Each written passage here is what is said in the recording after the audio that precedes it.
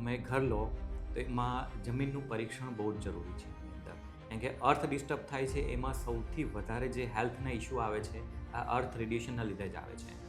કે ભાઈ ઈશાન ખૂણામાં મંદિર હોવું જોઈએ, અગ્નિમાં ઓકે. કિચન હોવું જોઈએ, સાઉથ વેસ્ટમાં બેડરૂમ હોવું જોઈએ.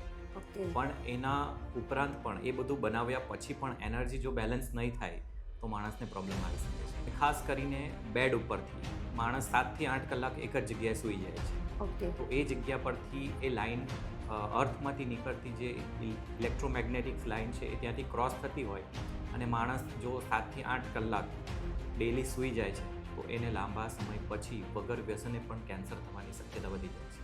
હેલો વ્યુઅર્સ, આજે આપની સાથે છે founder of third eye energy વાસ્તુના એક્સપર્ટ આચાર્ય મુકેશ ચૌધરી, કે જે છેલ્લા 12 યર્સથી આ ફિલ્ડ સાથે જોડાયેલા છે અને ઘણું બધું ડીપ નોલેજ ધરાવે છે. એક વાસ્તુશાસ્ત્ર કઈ રીતે વર્ક કરે છે, બોડી પેઇનથી લઈને કેન્સર અને ઘણી બધી બીમારીઓ એક આપણે આ વાસ્તુશાસ્ત્રથી કઈ રીતે રિકવર કરી શકીએ છીએ, તો વધારે ડિટેલમાં આપણે એમની પાસેથી સાંભળીશું. Yes sir. જય શ્રી કૃષ્ણ લેખામણી. હું છેલ્લા 12 વર્ષથી પ્રેક્ટિસ કરું છું. હું જ્યોતિષ આચાર્ય છું, વાસ્તુશાસ્ત્રાચાર્ય છું, 3D એનર્જી એક્સપર્ટ છું, જીઓ એન્જિનિયર છું અને NLP પ્રેક્ટિશનર છું. તો આપણી યુએસપી શું છે? હા, હું 3 ડાયમેન્શન પર કામ કરું છું. એમાંનું પહેલું છે અર્થ, બીજું છે સ્ટ્રક્ચર અને ત્રીજી છે એનર્જી. ઓકે, તો ઘણા બધા વાસ્તુ એક્સપર્ટ ઓલરેડી છે જ, તો એના કરતાં આપનું કામ કઈ રીતે અલગ પડે છે? મોટે ભાગે જે લોકો છે એ ખાલી સ્ટ્રક્ચર બરાબર કરવામાં વધારે મહેનત કરે છે કે ભાઈ ઈશાન ખૂણામાં મંદિર હોવું જોઈએ, અગ્નિમાં ઓકે. કિચન હોવું જોઈએ, સાઉથ વેસ્ટમાં બેડરૂમ હોવું જોઈએ. ઓકે. પણ એના ઉપરાંત પણ એ બધું બનાવ્યા પછી પણ એનર્જી જો બેલેન્સ નહીં થાય તો માણસને પ્રોબ્લેમ આવી શકે છે. એક આપણા વ્યુઅર્સને પણ એ વસ્તુનું નોલેજ લેવાનું ગમશે કે આજે કેન્સર સૌથી વધારે જો સાંભળવામાં આવતી કોઈ બીમારી હોય તો કેન્સર છે, અને એમાં પણ સ્પેશિયલી વ્યક્તિને કોઈ પણ પ્રકારનું વ્યસન નથી હોતું, એમ છતાં પણ એ કેન્સરનો શિકાર બને છે. તો આની પાછળ તમારું શું માનવું છે? એના પાછળનું મારી યુએસપી છે અને મારું રિસર્ચ બી છે અને મારું ભણતર પણ છે ઓકે. કે જે અર્થમાંથી નીકળતી ઇનવિઝિબલ ઇલેક્ટ્રોમેગ્નેટિક વેવ્સના લીધે આ કેન્સર થાય છે. ઓકે, એટલે કોઈ પણ પ્રકારનું વ્યસન ન હોય છતાં પણ? હા, તો પણ થાય છે એની અંદર.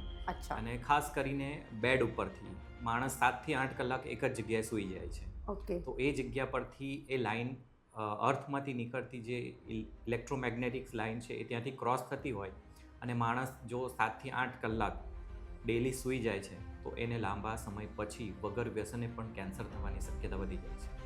અચ્છા, પણ ઘણી વખત મેડિકલ સાયન્સ પણ આમાં ઇન્વોલ્વ હોય છે, ઘણા કેન્સર રિકવર થઈ પણ જાય છે, ને ઘણી વખત એવું પણ આપણને જોવા મળે છે કે કેન્સર થઈ જાય છે, એની ટ્રીટમેન્ટ લીધા પછી પાછું એ થાય છે.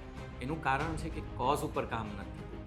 હવે ઓકે. કેન્સર તો થઈ ગયું, બરાબર, ઓકે. તો તમે ઓપરેશન કરાવી લીધું પણ ઓકે. કેન્સર થઈ ગયાનું કારણ એકચ્યુઅલી મેડિકલ સાયન્સને પણ ખબર નથી.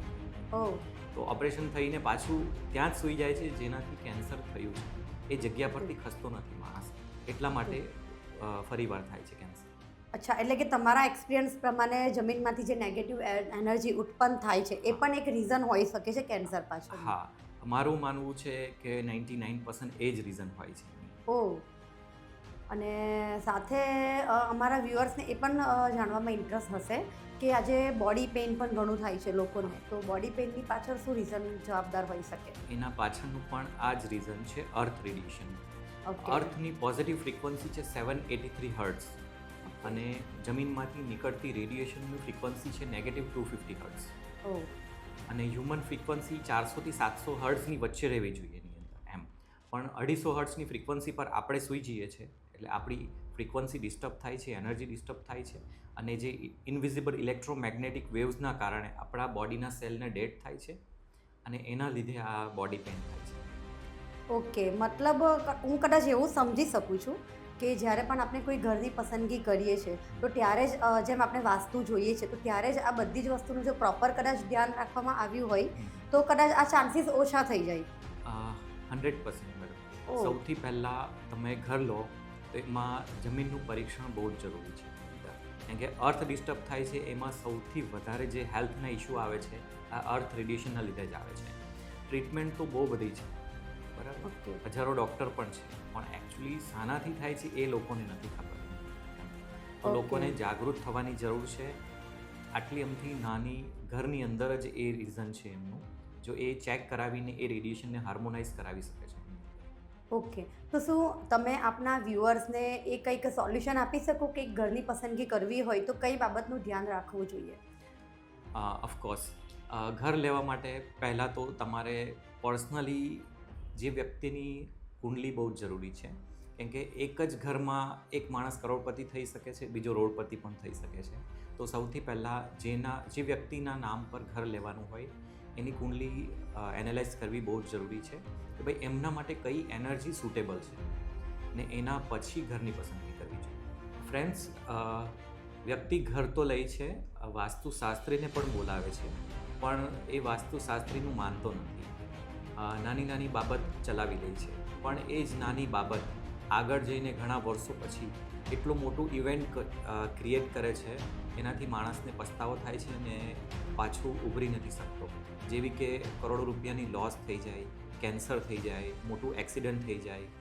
માણસ ઇન્ટિરિયરનું બજેટ તો લગભગ ડબલ કરી નાખે છે, પણ વાસ્તુમાં એટલું બધું ધ્યાન આપતો નથી. ઘણી બધી બાબતો એ ઇગ્નોર કરે છે. તો ફ્રેન્ડ્સ, મારું એ જ કહેવું છે કે નાની નાની એનર્જી પણ જો ડિસ્ટર્બ થઈ હોય તો તમે ઇગ્નોર નહીં કરો, એની રેમેડીઝ કરાવી દો કે આગળ જઈને એ બહુ મોટું સ્વરૂપ નહીં લઈ લે. તો મુકેશજી, જેમ તમે કીધું કે ઘરને સ્કેનિંગ કરાવવું જોઈએ, પણ એ સ્કેનિંગ કઈ રીતે થઈ શકે છે? મારી પાસે ઇન્ડિયાનું પહેલું ફ્રીક્વન્સી બેઝ એનર્જી સ્કેનર છે, જે તમારા ઘરની ઉર્જાને એનર્જીને ચેક કરે છે. જેવી કે આપણી પાસે 4 દિશા છે, 4 ખૂણા છે, એ બધાની ફ્રીક્વન્સી અલગ અલગ હોય છે. તો એ સ્કેનર દ્વારા એ બધી ફ્રીક્વન્સી આપણે ચેક કરી શકીએ છીએ અને જે જગ્યાએ ફ્રીક્વન્સી ઓછી હોય એ જગ્યાએ આપણે અમુક પ્રોડક્ટ મૂકીને એને વગર તોડફોડે બેલેન્સ કરી શકાય છે. ઓકે, મતલબ કે વાસ્તુ પ્રમાણે ઘરની ઉર્જા કઈ રીતે બેલેન્સ કરી શકાય, એ પણ તોડફોડ વગર? હવે આજે આપણું શાસ્ત્ર છે 8-10 હજાર પહેલાંનું છે, વૈદિક, બરાબર, વાસ્તુશાસ્ત્ર. હવે આ યુગ બદલાઈ ગયો છે, આ કલયુગ છે. તો સેમ પ્રિન્સિપલ આપણે એપ્લાય નથી કરી શકતા કે જગ્યાનો અભાવ છે, ફ્લેટ સિસ્ટમ છે, આપણે સેમ વાસ્તુ પ્રમાણે ઘર બનાવી નથી શકતા. ઓકે. પણ આપણે ઉર્જા સંતુલિત કરી શકીએ છીએ. આપણે કર્મ કરીએ છીએ શરીરથી. શરીર બન્યું છે 5 તત્વથી અને 5 તત્વ આ 7 ચક્રની અંદર રૂલ કરે છે, જે બોડીની અંદર છે. એ પોઝિટિવ એનર્જી તમારા બોડીના સરાઉન્ડિંગ તમે ક્રિએટ કરશો તો તમને એનર્જી સારી મળશે, તો તમે જે કર્મ કરશો એ સારા કરશો. ઓકે. એટલે સૌથી ઇમ્પોર્ટન્ટ છે આપણું શરીર, અને શરીર જ્યાં રહેશે, જેવું કે આપણું ઘર અને ઓફિસ, એ જગ્યાએ પોઝિટિવ એનર્જી હોવી જોઈએ. આ નકારાત્મક ઉર્જા નહીં હોવી જોઈએ. મતલબ હું એમ કહી શકું, પોઝિટિવ એનર્જી વર્ક્સ એવરીવેર. હા, બધી જગ્યાએ એની અંદર. Okay, okay.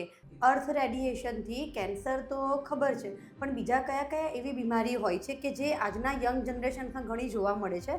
જેમ કે માઇગ્રેન છે, પીસીઓડી છે, કન્સીવ કરવામાં એક ફિમેલને પ્રોબ્લેમ આવે છે, અને બીજી ઘણી બધી કે જે નાની એજમાં બીમારી થાય છે. તો એના માટે તમારું શું મંતવ્ય છે? એકચ્યુઅલી આ બોડી ડિસ્ટર્બ થાય છે ને, આ અર્થ રેડિયેશનથી હાથનો દુખાવો, પગનો દુખાવો, કમરનો દુખાવો, માથાનો દુખાવો, માઇગ્રેન રહેતું હોય, કન્સીવ કરવામાં પ્રોબ્લેમ આવતી હોય, મિસકરેજ હોય, ઘણી બધી પ્રોબ્લેમ આનાથી જ થાય છે. ઓકે. અને એનું સિમ્પલ સોલ્યુશન છે કે તમે ઘર સ્કેન કરાવો. ઘરની અંદર જે અર્થ રેડિયેશન હશે તો એ તમે જગ્યા પરથી ખસી શકો છો, કાં તો એ અર્થ રેડિયેશનને હાર્મોનાઇઝ કરાવી શકો છો. ઓકે.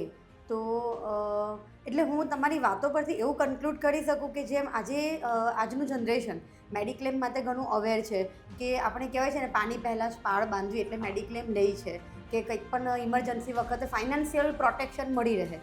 તો શું આ સ્કેનિંગ પણ આપણે એડવાન્સ સ્ટેજ પર જ કરાવવું જોઈએ, એવું એના માટે તમારું શું માનવું છે? હા, actually prevention is better than cure. કંઈ પણ ડિઝીઝ આવ્યા પહેલાં જ જો તમે ઘરનું સ્કેનિંગ કરાવી લો તો એ પ્રોબ્લેમ આવવાની જ નથી.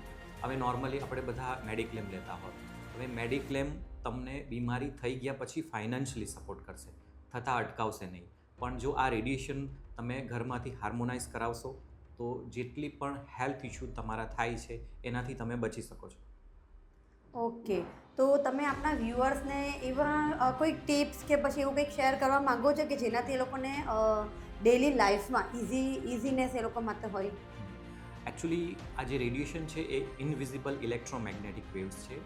આ સ્કેનર દ્વારા જ સ્કેન કરાવી શકાય છે. તો એના માટે તો નરી આંખે એ વસ્તુ જોઈ શકાતી નથી, પણ જેટલા બી તમને કોઈ પણ બોડી પેઇન થાય છે એટલે તમારે સમજી જવું કે ત્યાંથી એ રેડિયેશન પસાર થાય છે.